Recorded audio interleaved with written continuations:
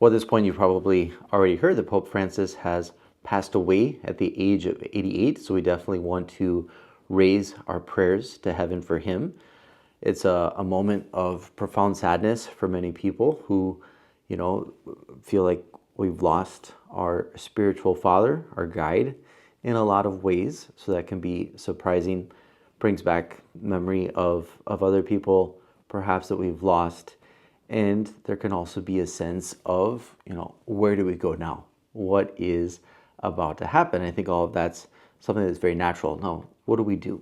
I think that we probably all have lessons that we've learned from Pope Francis that we want to put into place even more aggressively or more fully now, since he's not around. And so it's a moment to continue going deeper into so much of his message. And I was thinking of probably one of the favorite publications that I would consider from Pope Francis would be The Joy of the Gospel, Evangelii Gaudium. It's given me so much light and joy over the years, so many points of reflection, so much of an invitation to go deeper, to make a greater effort to be holy.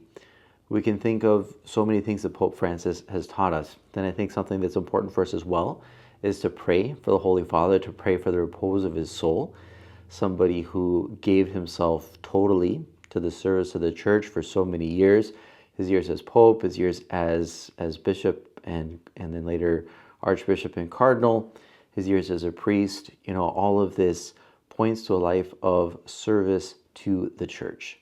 And so we want to pray for the repose of his soul. At Mass, we're able to use special prayers. At the death of a pope, we're still in the celebration of Easter, but at the same time mourning the Supreme Pontiff. So let's really unite in prayer during this time. What happens next? Well, the church puts a huge priority on prayer. So we'll actually have in Rome 9 days of masses praying for the Holy Father. And probably within this period as well, within the next several days, while the Pope will lie in state, people will be able to go by and visit his body. And then we'll have the funeral. And then after all of that is over, will the Cardinals collect in Rome and begin the conclave to work on the election of the next Pope.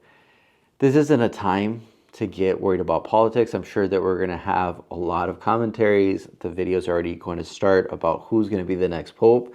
I would take all of that, not with a grain of salt, with an entire salt shaker, because a lot of the reporters claim to know more than what they perhaps really know. And for me, a lot of times the news that's reported about the Vatican, I wouldn't trust it completely. But we definitely want to pray, because the church, even though it's made up of weak men and women, was also guided by the Holy Spirit. And so we want to pray that the Holy Spirit come down upon his church, illuminate the minds of those cardinals who will be participating in the conclave, so that they can elect the man that God has chosen to lead the church in the next period. But for now, let's really concentrate on our prayer, on that act of piety that we're able to do, to pray for the Holy Father, to pray for the repose of his soul, and to pray that we too may learn from the good things that he taught us and continue to build the kingdom of Christ on earth. God bless.